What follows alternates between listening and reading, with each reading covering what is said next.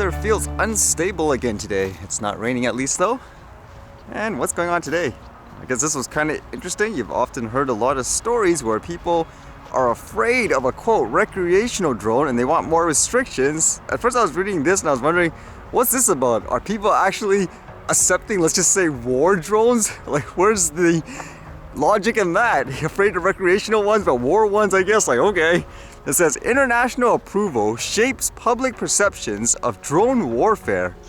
Armed drone strikes earn more public support and legitimacy when they have international approval from organizations such as the United Nations, according to a survey conducted by a team of Cornell researchers. Drones that carry weapons are increasingly employed as counter-terrorism tools, but nations use and constrain strikes differently. France, for example, submits its strikes to the UN for approval. The US typically does not. This difference matters when it comes to public support and perceptions of legitimacy, according to doctoral students Paul Lashenko and Shyam Raman. So they use two examples of, I guess, France using a drone to kill an Islamic State leader, and then afterwards it says the US used two drones to kill two Al-Qaeda leaders. And it says while the weapons were similar, the approaches were not. France went to the UN in advance to secure backing. The US acted unilaterally. And what's interesting, I guess, based on their study, they're saying, generally speaking, like with France, when they get international approval, then people will see it in a better light versus, like they say here, like what the US is doing, where they make the call per se. But they also say here, respondents' homeland did play a factor, however. French respondents found any unilateral strike by their country or another to be less legitimate. Americans perceived unilateral strikes by their own country as more legitimate and more worthy of support. Together, these results suggest Americans and French citizens endorse unique patterns of drone warfare. Despite the proliferation of armed drones globally, we lack an understanding of public attitudes for strikes, especially in a cross-national context.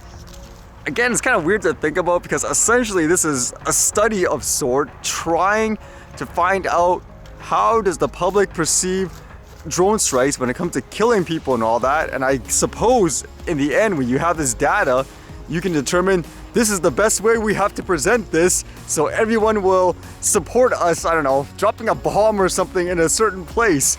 Whereas at the same time, these types of studies, like for what I've seen anyways, there doesn't seem to be much in terms of stopping things like hysteria of people flying a quote toy drone, just capturing photos or videos for fun and all that. Just like none of that. Instead, they encourage like fear mongering and all that. Whereas in this case, people are killing other people and all that, and it seems like you're trying to find ways just to further it so that people don't come up to you in a negative way. So it's kind of weird in my opinion. If anything, that drone hysteria and stuff needs to go, because there's so many instances where people could use it to save people's lives and all that, but then there's somebody, it seems like, who wants to make a quick buck out of it or something like that, where they encourage fear-mongering and so forth. And I was still following that story on whether or not Twitter's gonna be bought out by Elon Musk, and it seems like the company is kind of trying to prevent that from happening or making it really difficult. It says, Twitter adopts limited duration shareholders' rights plan, enabling all shareholders to realize full value of company. So what are they doing? It says here, the rights plan is intended to enable all shareholders to realize the full value of their investment in Twitter. The rights plan will reduce the likelihood that any entity, person, or group gains control of Twitter through open market accumulation without paying all shareholders an appropriate control premium or without providing the board sufficient time to make informed judgments and take actions that are in the best interest of shareholders. It's kind of an interesting, I guess, procedure to prevent that from happening. I was trying to read, is this a common thing in the US? And the terminology that was going around is called a poison pill, apparently. And here was what the poison pill description was on this site anyways. It says, what is a poison pill? The term poison pill refers to a defense strategy used by a target firm to prevent or discourage a potential hostile takeover by an acquiring company. Potential targets use this tactic in order to make them look less attractive to potential acquirer. Although they're not always the first and best way to defend a company, poison pills are generally very effective. And they also write here, poison pills allow existing shareholders the right to purchase additional shares at a discount, effectively diluting the ownership interests of a new hostile party. What would be the more simple way to explain this? Would it be accurate to kind of say it's kind of like, let's say there's 3 people in a company that does the voting or whatever, what they say is final. So all of a sudden, because they don't like a new guy that entered in, they don't like his, 33% power in voting the directions of the company, they decide now, okay, we're gonna have more than 3 board members. We're gonna put in like 50 people now. So all of a sudden those guys' votes aren't as valuable per se. Would that kind of be the right simple way to say it? Although it does make me wonder, is the company really that afraid of being taken over, so to speak? And actually, with that thought of Twitter, this was kind of interesting. I dealt with all that news before with things like crypto and people paying millions of dollars for NFTs, which are essentially just digital, files or properties. And people were paying millions of dollars for it. Some of them were kind of crazy, like what? Literally, people's posts, like a tweet, like a screenshot, people pay millions of dollars. But this was interesting because apparently the value of it isn't holding up. Like here it says, a man bought an NFT for $2.9 million, then listed it for $48 million. The top bid was less than $280.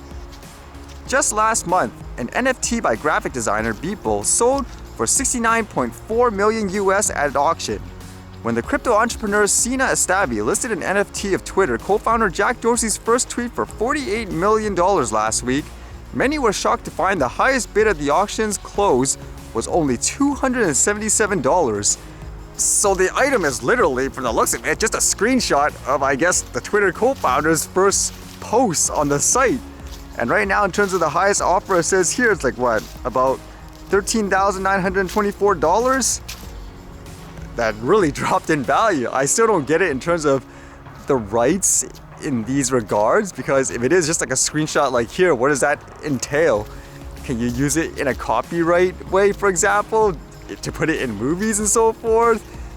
But I guess it shows when it comes to all this stuff, it's still too new, so who knows what it will be like in the long term.